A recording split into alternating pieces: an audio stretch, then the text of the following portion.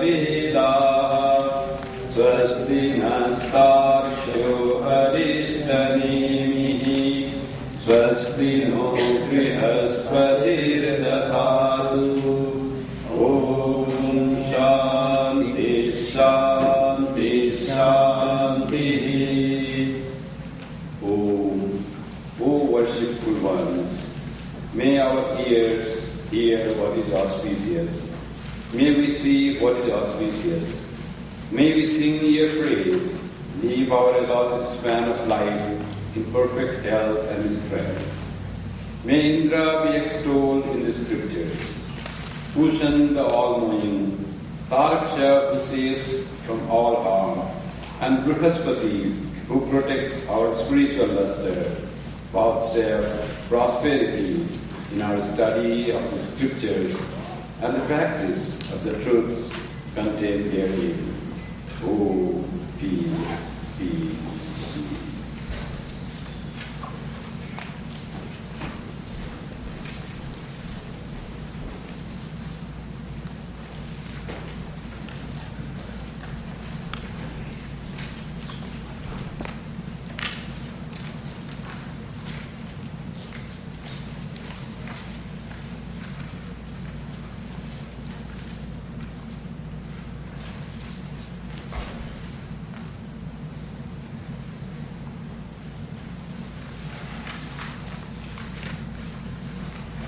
Good morning. On behalf of the Vedanta Society of Toronto, I would like to welcome Swami Amarananda ji and Swami Girishananda ji who have come to us from Switzerland and Belgium.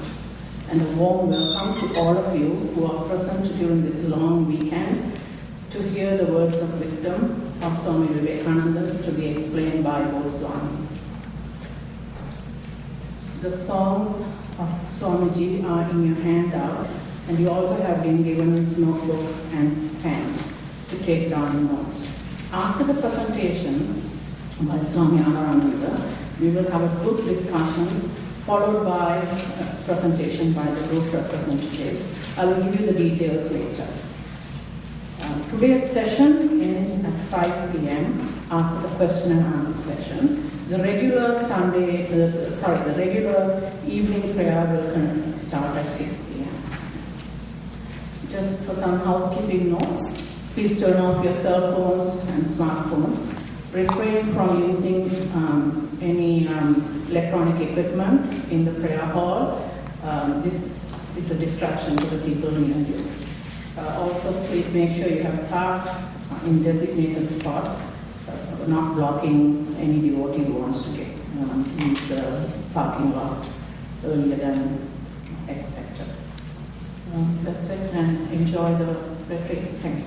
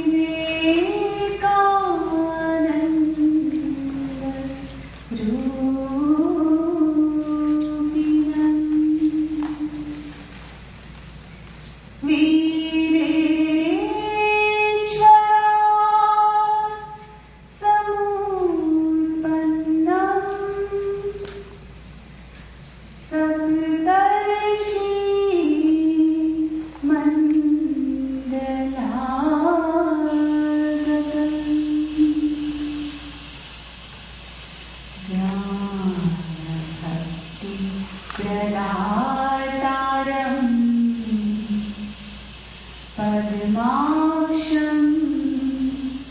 गौरविग्रहम्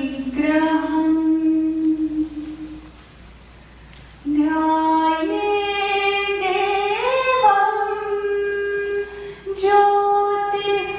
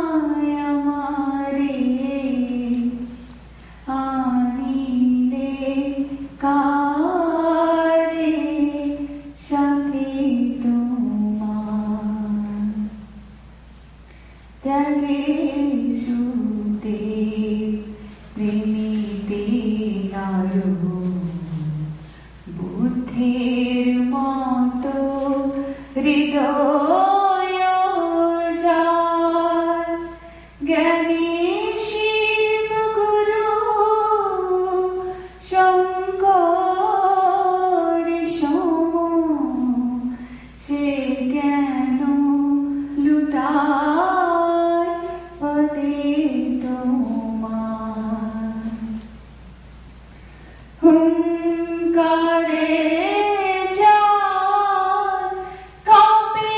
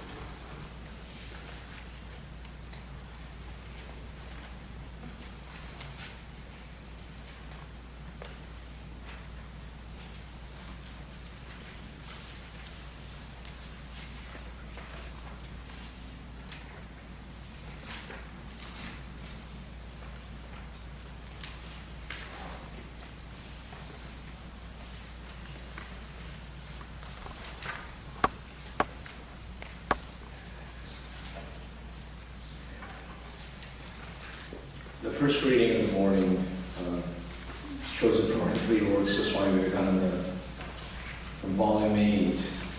Here Swami delivered a lecture in San Francisco, April 8th, 1900. The subject was, "Is Vedanta the future religion?" So Swamiji says, "I shall begin by telling you what Vedanta is not, and then I shall tell you what it is. But you must remember that, with all its emphasis on impersonal principles, Vedanta is not antagonistic to anything, though it does not compromise or give up the truths which it considers fundamental. You all know that certain things are necessary to make a religion. First of all, there is the book. The power of the book is simply marvelous. Whatever it be, the book is the center round which human allegiance gathers. Not one religion is living today, but has a book. With all its rationalism and tall talk, humanity still clings to the books. The religions that are living at the present day, every one of them has a book. The second requisite to make a religion is veneration for some person, is worshipped either as the Lord of the world or as a great teacher. Men must worship some embodied man. They must have the incarnation or the prophet or the great leader. You find it in every religion today. Hindus and Christians, they have incarnations. Buddhists, Mohammedans, and Jews have prophets. But it is all about the same. All their veneration twines round some person or persons. The third requisite seems to be that a religion, to be strong and sure of itself, must believe that it alone is the truth. Otherwise, it cannot influence people. Liberalism dies because it is dry, because it cannot rouse fanaticism in the human mind, because it cannot bring out hatred for everything except itself. That is why liberalism is bound to go down again and again. It can influence only small numbers of people. The reason is not hard to see. Liberalism tries to make us unselfish. But we do not want to be unselfish. We see no immediate gain in unselfishness. We gain more by being selfish. Vedanta does not believe in any of these teachings. First, it does not believe in a book. That is the difficulty to start with. It denies the authority of any book over any other book. It denies emphatically that any one book can contain all the truths about God, soul, the ultimate reality.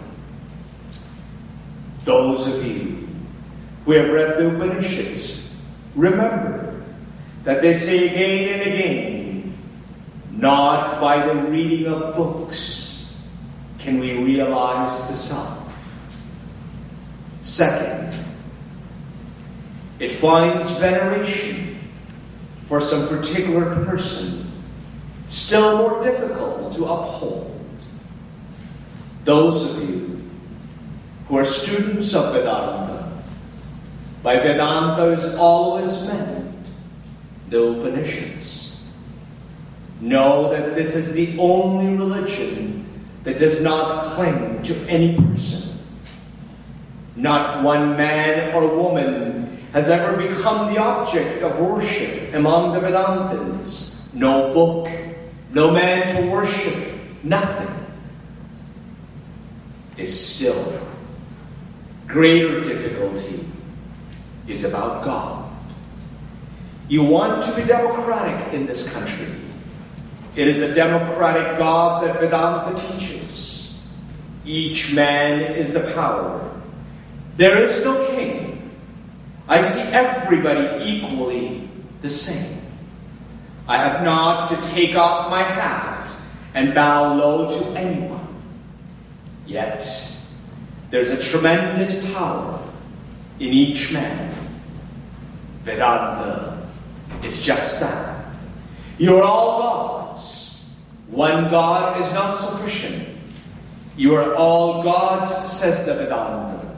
You see, Vedanta proposes no sin nor sinner, no God to be afraid of. He is the one being of whom we shall never be afraid, because He is our own self. The hour comes when great men shall arise and cast off these kindergartens of religion, and shall make vivid and powerful the true religion, the worship of the Spirit by the Spirit. Here it is.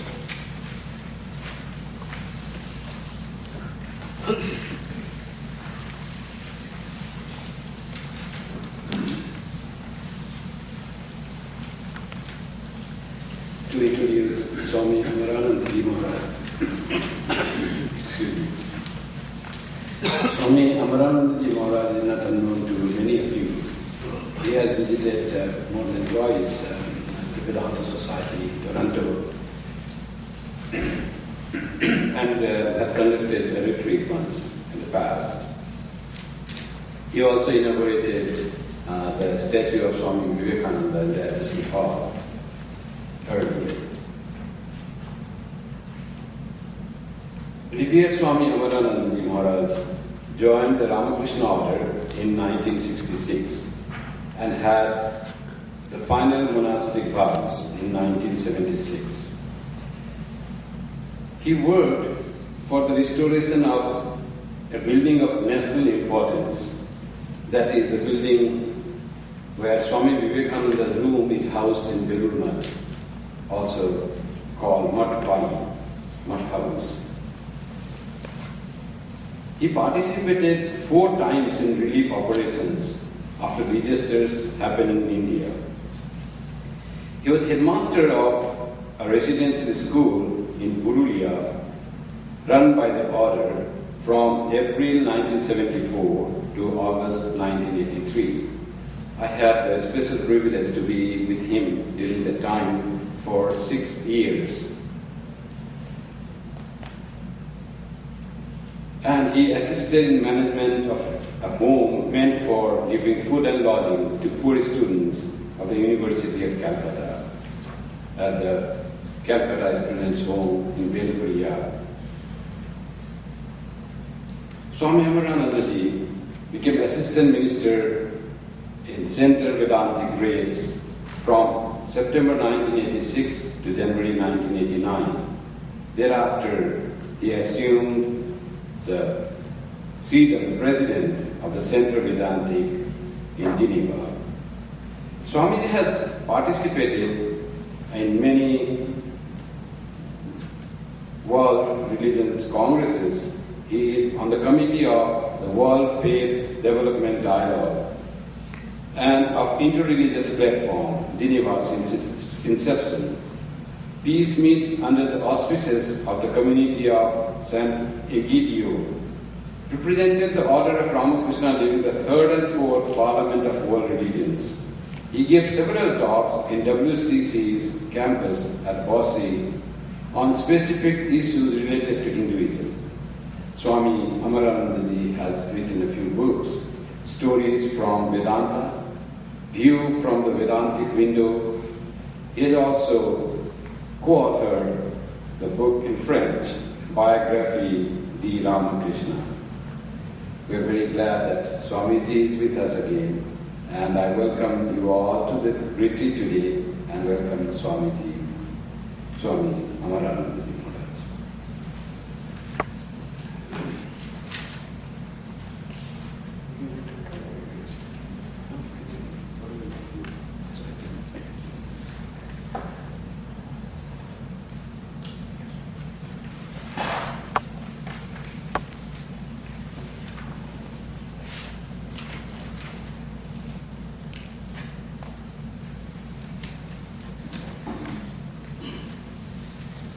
Shri Yatirajaya Vivekananda Surai Satchit Sukha Swarupaya Swamini Tapaharini.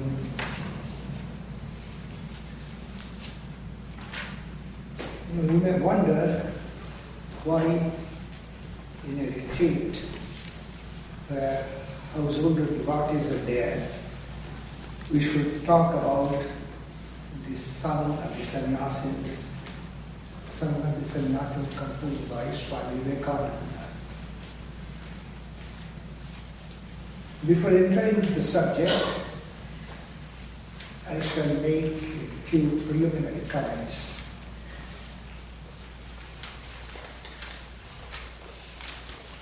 If you have, I think all of you have read the Bhagavad Gita. In the whole of the Gita, you do not find any mention of the vow, the orthodox vow, the ceremony, which is called Viraga Homa. There is no mention of it. And the Gita, you see, if you read it, you have the impression that the composer of the Gita, whoever it might be, doesn't feel that this is necessary. Gita talks about throughout about yoga, about meditation, about inner absorption, about effacement of ego, these things, you see, under various headings, but these things come again and again in the Gita. And not only that, Gita says, Gyasa Nitya Sannyasin, Yo Nadishti Mukakshati. He is a perpetual monk, It's a nitya sannyasi. One who does not have aversion towards anybody, towards anything, and who does not desire anything. Is always a sannyasi. Now what does this mean? Sannyasi, what does it mean? It is a composed word, Sannyasin. That means, Nyasi means tyagi, one who gives up, one who renounces, and San means in a perfect way, totally. So that is the meaning of sannyas. And there is a saying of Vivekananda himself addressed to one of his close disciples. He was also a scholar, his disciple, Swami Chakravarti. He says that none of you are really graspas. None of you, that means he's saying that though you apparently were householders, you are not really householders. Because you have taken up this path. That is the Gita view. Gita view, what I mean that, what is the essence of this? What is the watershed between the monachal life and the householder's life? The watershed is this question of enjoying the world, which means basically two things. You are trying not to control but to enjoy whatever comes out of libido. That is number one. Number two is that you rejoice in accumulating material things, property, let's say bank balance, whatever. So these are the two things, you see. A sannyasi also, you see, for example, heads of our centers, they try to, let's say, do certain types, fundraising, this and that. But it is not for himself, he does. So there is renunciation.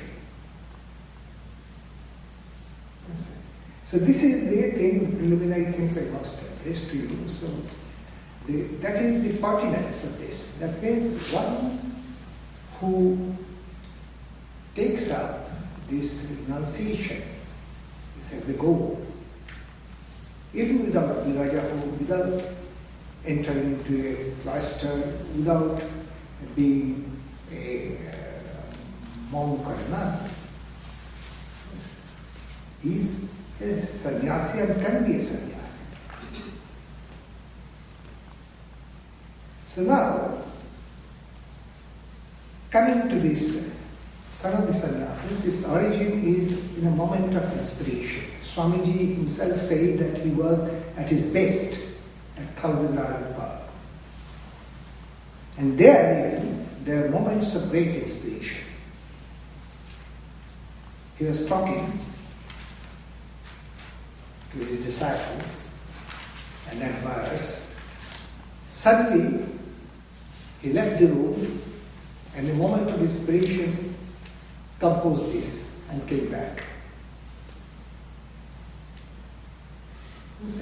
So it is it is composed in that high mood. That is the first thing to be remembered. Now in the very beginning, he remembers the Himalayas. You see, he himself said that his wish was that he would end his life on the Himalayas in meditation. So Himalayas always had a fascination for him. In fact, this song has been translated into Bengali by his disciple, Swami Shuddhananda. And there he mentions Himadri Shikhari. That means, you see, his guru is not talking about the Himalayas, but he, you see, the connotation is that, the Himalayas. Then the second stanza. It is what the Gita talks about, the Dvandvatitata. Again and again, this concept is coming in the verses of the Gita. Dvandvatita vimatsara, nirdando, nittasattastra, like that. You see, across shlokas, across chapters, you see, Dvandvatita. Sukhe dukkhe samayakritva, lava jayayu. You see, always this Dvandva and going beyond this. The dual throne and going beyond it. You see. So that he is talking about, you see, in the second stanza of this Sannyasin. So that is a very big thing. That means, you see, you know that the last 18 shlokas, the second chapter of the Gita, they are known as the Sthita Prajna Lakshana, criteria of a person established in wisdom. Now the point is raised by one of the commentators. He says that we are far away from this goal. So what is the use of reading, reciting these things? What is the use? We are far away from it. He himself gives the answer. The utility is this, that what is natural for the great sages, we should imitate that state. And for imitating we must know. So we cannot perhaps go to that state. We cannot perhaps attain to that level, but still then, you see, we can improve ourselves. So that point is to be. So Dvandvatito, when you say, that is a big thing. You are above praise, you are above insult.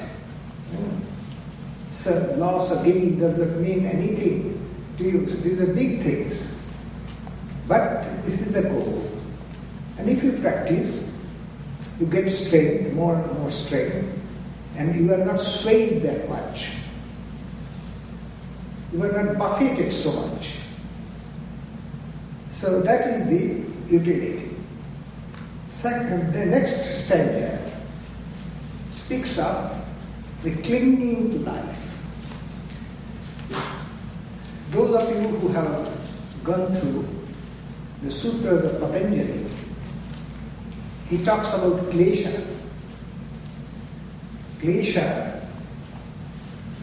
but the modifications of the mind which ultimately lead to suffering.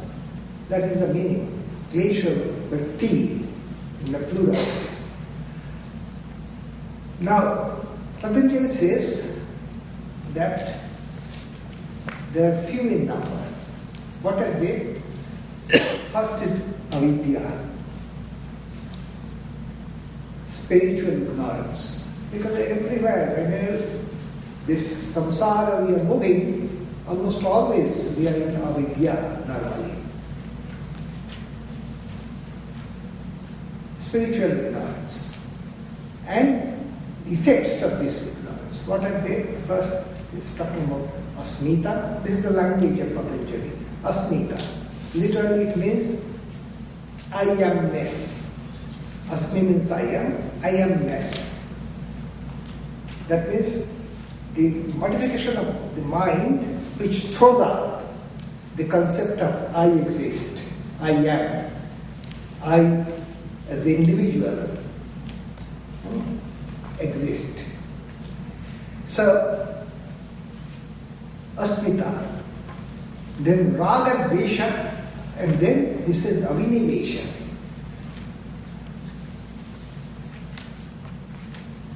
Raga is attraction, Dvesha is opposite to repulsion, and this clinging to life.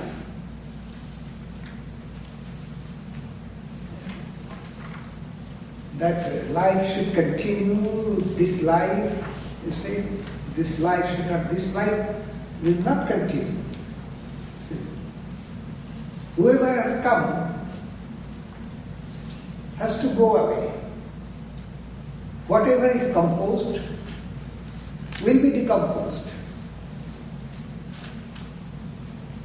So, this clinging to this life, you see. So that is, he is talking about this, that the sannyasins should give it up. The next idea talks about the great doctrine of cause and effect, normally known as karma, karma or karma phala, karma for short. So now you may say that Swami himself was involved in so much of activity, he was in the vortex of activity. So then you must remember the Gita. Gita says that you should walk, almost always walk, but with this yoga. That means you keep your balance of mind, sukhe dukhe samekritva, etc. You make, you see, this joy and happiness equal. That means you are not so much buffeted. And then you offer it to God. That is one way. Or you think, is in the Jnani's way, that it is the nature, in the philosophical sense, nature, prakriti. It is working. The prakriti is working in prakriti. That means you are a product of the prakriti. You as an individual. You are a product of the prakriti, this nature. Your body, your mind, your sense organs, you see, everything is a product and is acting upon the outer prakriti. So you are not really involved. You see, the Jnani. Jnani does not, you see, the spirit of Jnani is doing karma yoga. It is that I am not doing anything really. You see, if you say that, oh, I have a doctorate in the university, you say, I have composed books, I have this and that is not a very big thing, because if you analyze these things, you say, who are responsible for this? Parents gave you education, your teachers gave you education, you see, you received many information by books, composed by others. You see, if you begin to analyze, there are thousands of people who have contributed. You see. So, you are not really, you see, responsible. So, Jnani has this, his own way of doing karma yoga, though the bhakta has his way also, offering it to God. Now, next is, you see, of course, there is another point in that, this chapter. He's talking about name and form. Name is a big thing to understand what is name. What is name? Name has been defined philosophically. They use a very beautiful expression. Itaro ravittata, that is name. What does it mean?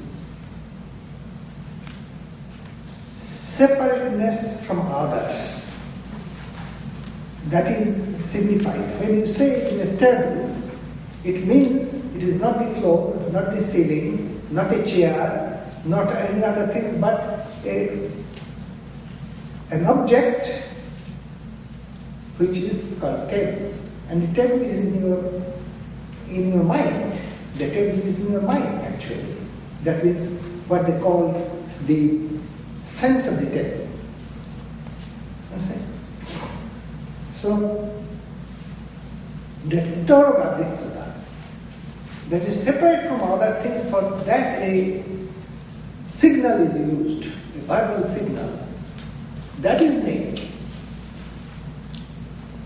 So when you say that we are name and form, it actually means this Itarogabrikta, you see, because everything is, for example, for a scientist, there is not much difference between the objects.